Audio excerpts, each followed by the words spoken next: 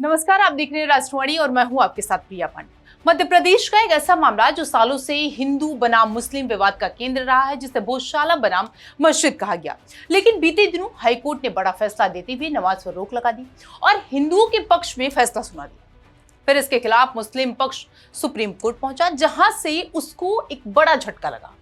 और इसी को लेकर के, इसी को और अच्छे से समझने के लिए हमारे साथ अमिताभ सर हैं।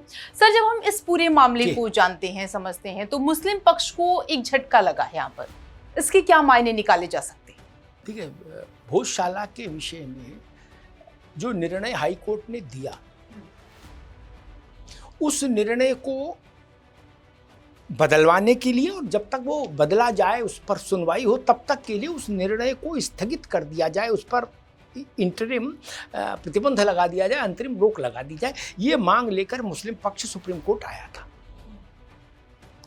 देश की सबसे बड़ी अदालत ने ये स्पष्ट कर दिया कि भाई हम हाई कोर्ट के निर्णय को स्थगित नहीं करेंगे, निर्णय लागू रहेगा।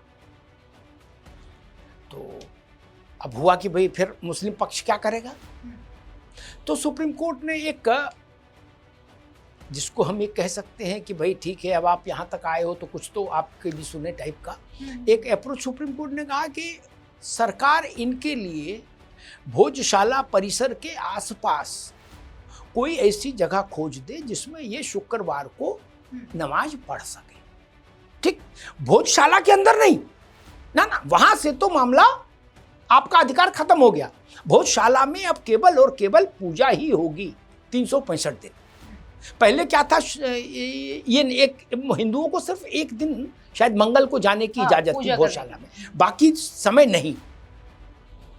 अब सुप्रीम कोर्ट ने हाई कोर्ट के उस निर्णय को यथावत रखा। तो कुल मिला के तस्वीर ये हुई कि ये निर्णय इसलिए महत्वपूर्ण है, सुप्रीम कोर्ट का जो उसको अपहेल्ड रखने का निर्णय, क्योंकि इस विषय को उठाया गया मुस्लिम पक्ष के द्वारा पूजा स्थल कानून के रोशनी में। उनका मुख्य तर्क यही था कि जब वर्शिप एक्ट 1991 लागू है देश में, जो नरसिंह राव की सरकार में आया था, तो फिर भोजशाला की प्रकृति में परिवर्तन क्यों किया गया? वो मस्जिद थी, वो मस्जिद ही रहनी चाहिए। हाई कोर्ट ने इस तर्क को अस्वीकार कर दिया।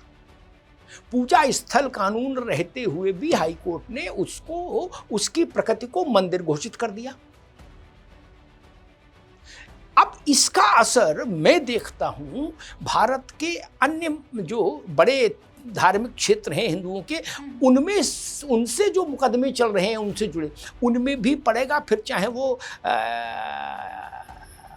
ज्ञानवापी का विषय हो काशी का, और चाहे मथुरा में कृष्ण जन्म स्थान का विषय हो, क्योंकि वहां भी मुस्लिम पक्ष के पास यही तर्क है कि पूजा स्थल कानून लागू है, इसलिए अब जो है 15 अगस्त 1947 कट ऑफ डेट है, जो वहां जो हो रहा था वही होगा। लेकिन भोजशाला में हाई कोर्ट ने निर्णय दिया, प्रकृति बदली गई और सुप्रीम कोर्ट ने उस निर्णय को पलटा नहीं, उस पर रोक नहीं लगाई। इसका मतलब सुप्रीम कोर्ट ने प्रथम दृष्टया इस विषय को स्वीकार किया कि हाँ, हाई कोर्ट के निर्णय में कोई त्रुटि नहीं है, कोई वैधानिक समस्या नहीं है। इसलिए मुझे लग रहा है कि अभी फैसला भोजशाला के संदर्भ में आया है, लेकिन ये काशी और मथुरा के न्यायिक के लिए जो न्यायिक लड़ाई चल रही है, लीगल बैटल चल रहा है, उस लीगल बैटल में ये विषय आज का जो है सुप्रीम कोर्ट का, ये एक बड़ा हथियार बनेगा हिंदू पक्ष के लिए। उसके पास एक ये बड़ी नज़ीर बनेगी। अच्छा सर, एक चीज और हम लोगों ने यहाँ पर देखा कि मुस्लिम पक्ष की तरफ से, उनके जो वकील थे, उनकी तरफ से वर्शिप एक्ट का यहाँ पर हवाला दिया गया है। वही मैं कह रहा हूँ कि उनका जो मूल आधार है वो वर्शिप एक्ट ही है, पूजा स्थल विधेयक जिसको हिंदी में कहते हैं, वही उनका मूल आधार है। कि भाई जब वो एक्ट लागू है, और वो एक्ट कहता है 15 अगस्त 1947 की रात अर्धरात्रि को जो स्थिति थी जिस भी धार्मिक स्थल की, वो एज इट इज रहेगी, उसकी प्रकृति परिवर्तित नहीं होगी। जो वो जो मस्जिद है वो मस्जिद, जो मंदिर है वो मंदिर, मस्जिद, गुरुद्वारा, दरगाह, पीर, औलिया, बोल, कुछ भी मान लीजिए, जो भी धार्मिक स्थल है, किसी भी धर्म का हो, 15 अगस्त 1947 रात 12 बजे वहाँ जो हो रहा है वो वर्शिप एक्ट कहता है वही माना जाएगा, वही होता रहना चाहिए।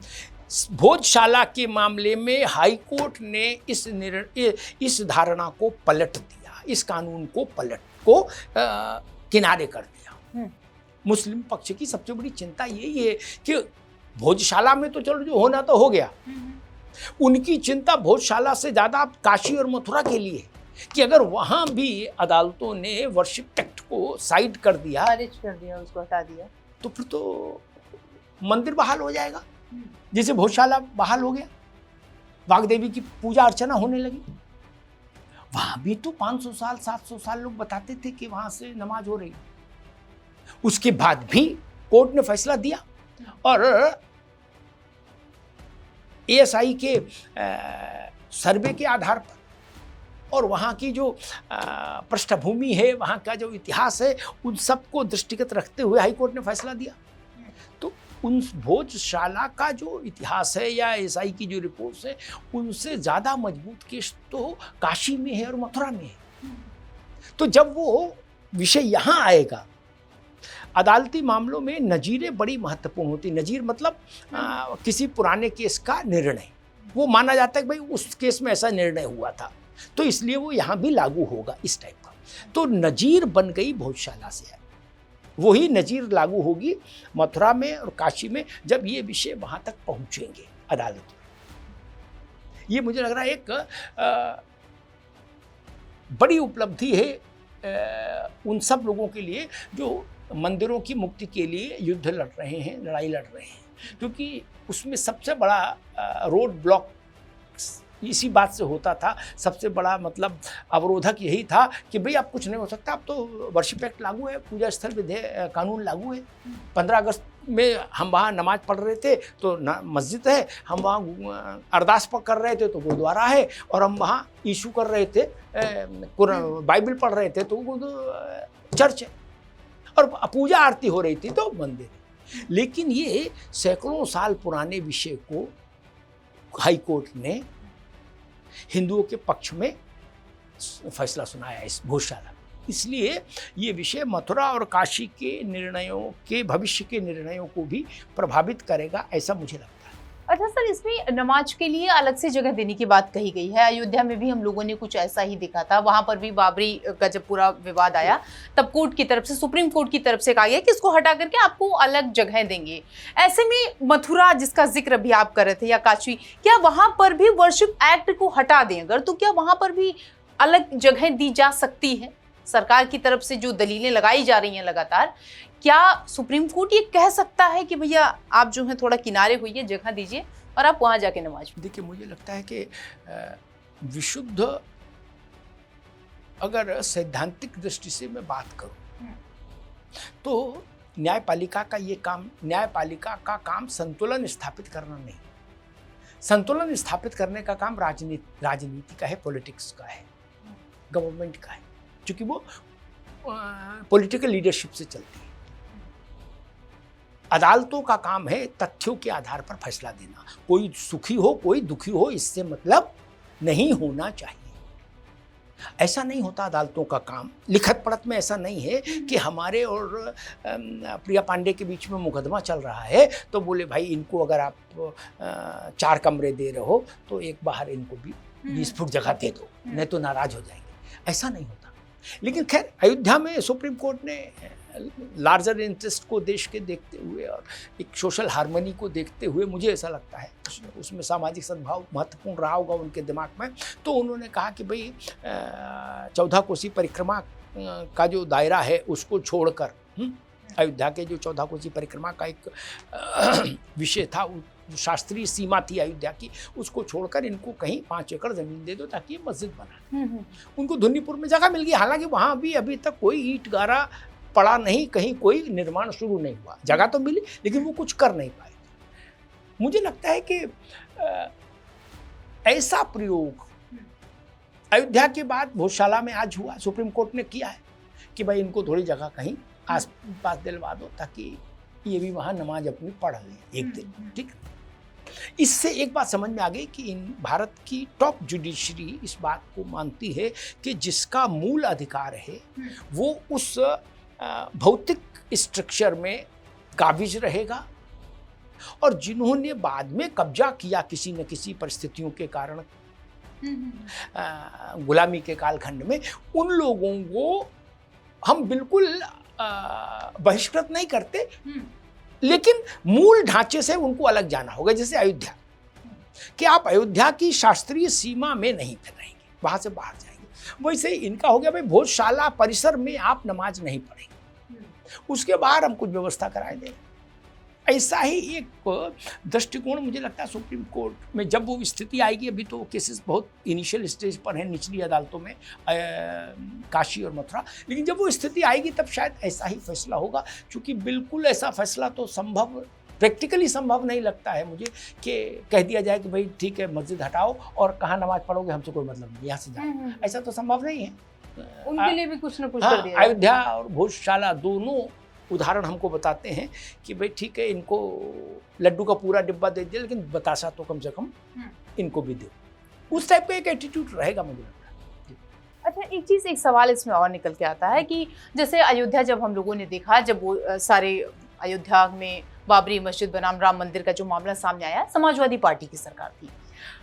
केंद्र की अगर बात करते हैं तो दूसरी थी, लेकिन अगर अभी मौजूदा स्थिति की बात करें तो दिल्ली में बीजेपी की सरकार, मध्य प्रदेश में भी भारतीय जनता पार्टी की सरकार, सेम यही स्थिति उत्तर प्रदेश में भी है, वहां पर भी डबल इंजन की सरकार है। सवाल ये है कि क्या ये केंद्र और राज्य की सरकारें समन्वय बैठा करके ऐसे मामलों को खत्म करने की कोशिश कर रही हैं कि यहाँ पर कहीं पर बाबरी मस्जिद या ऐसे कोई मामले निकल के सामने ना आए, हिंदू मुस्लिम निकल के सामने ना आए, जो है एक्चुअल में उसको वो सौंप दिया जाए? मुझे लगता है कि जब अनुकूल विचारधारा की सरकार होती है तब वो विषय थोड़ी अपेक्षाकृत तेज गति से आगे बढ़ते हैं। और जब प्रतिकूल विचारधारा, जैसे अयोध्या का केस, जब वहाँ गैर भाजपा सरकारें रही केंद्र और अयोध्या में और उत्तर प्रदेश में जब तक, तो वो कोर्ट कहता था इसका फारसी का अनुवाद करा दो, वही नहीं कराती थी, गवाह नहीं वो सरकार खड़े करती थी, बहुत सारी, मतलब एक होता है उपेक्षा का भाव।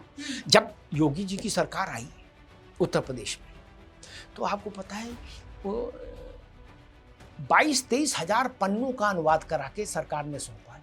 22-23 हजार पन्नों का, उसमें अरबी है, उसमें फारसी है, उसमें गुरमुखी है, उसमें संस्कृत है, उसमें पाली है, 500-500 साल, 1000 साल पुरानी चीजें उनके सबके अंग्रेजी में, क्योंकि कोर्ट ने कहा कि भाई आप यहाँ रखना चाहते हैं इनको और ये चाहते हैं कि मैं इनको देखूं, तो इसको अंग्रेजी में करके लाइए। अब मैं पाली तो जानता नहीं, ना मैं फारसी जानता हूँ, ना अरबी जानता हूँ, ना उर्दू जानता हूँ, तो उस सब काम सरकार ने किया। इसलिए अनुकूलता तब होती है ऐसे अदालती मामलों में भी जब आपकी सरकार हो, तो सरकार की तरफ से फिर जो भी काम करना होता है अदालतों में, वो काम गतिपूर्वक हो जाता है।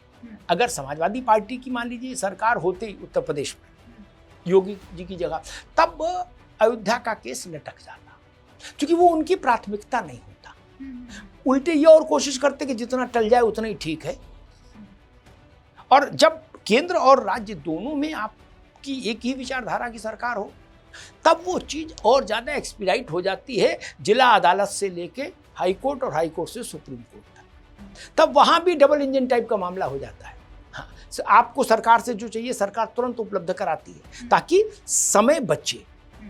अयोध्या का टाइम बाउंड जजमेंट तभी हो पाया ना, कोर्ट को सारी चीजें, सारे गवाह, सारे साक्ष्य उपलब्ध कराएंगे। मुझे लगता है कि काशी और मथुरा के मामले में भी भारतीय जनता पार्टी की केंद्र और राज्य में दोनों जगह सरकार होने का लाभ मिलेगा हिंदू पक्ष को, ये तय जान लीजिए। जैसे भोजशाला में, अगर भोजशाला में दिग्विजय सिंह की सरकार होती, वहाँ कांग्रेस की सरकार होती, कमलनाथ की सरकार होती, तो ये स्थिति नहीं बनती शायद। सबसे पहले तो सरकार जाके हाईकोर्ट में यही कहती कि अगर छेड़छाड़ करेंगे आप, कुछ गलत वहाँ से मुस्लिमों को अधिकार समाप्त करने की कोशिश करेंगे, तो कानून व्यवस्था की स्थिति खराब हो जाएगी, प्रदेश में दंगे हो जाएंगे। इसलिए देखा भी कि हम लोगों ने देखा, तो उन सब, जैसे अयोध्या में योगी जी थे तो सरकार बिल्कुल प्रतिबद्ध थी, कटिबद्ध थी।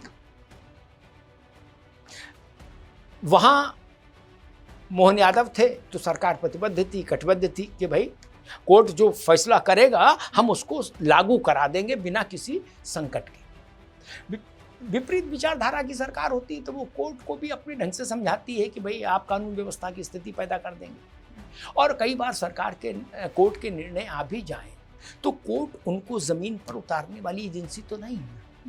निर्णयों को ज़मीन पर उतारने की एजेंसियां तो सरकार ही है, शासन है। तो वो जो पॉलिटिकल लीडरशिप है अगर उसका मन नहीं होगा तो बेमन से तो आदमी खाना भी बनाता है तो रोटी जला देता है, सब्जी दाल जला देता है, दाल जला देता है, कहता जी हम ऐसे ही बना पाएंगे, खाना खाओ, नहीं खाना मत खाओ।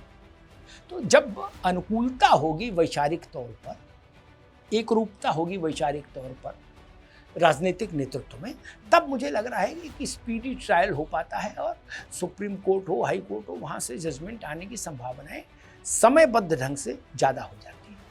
तो जाहिर तौर पर है क्योंकि ये पूरा मामला जो है ये अभी तक बहुत ज़्यादा हिंदू मुस्लिम का एंगल ले रहा था, लेकिन अब जब कोर्ट के आदेश आए हैं तो कहा जा रहा है कि बाकी के जो ऐसे मामले हैं उसको लेकर के अदालत कहीं ना कहीं इन उदाहरणों को पेश करी। फिलहाल इसमें इतना ही, बने रहिए आप हमारे साथ। नमस्कार।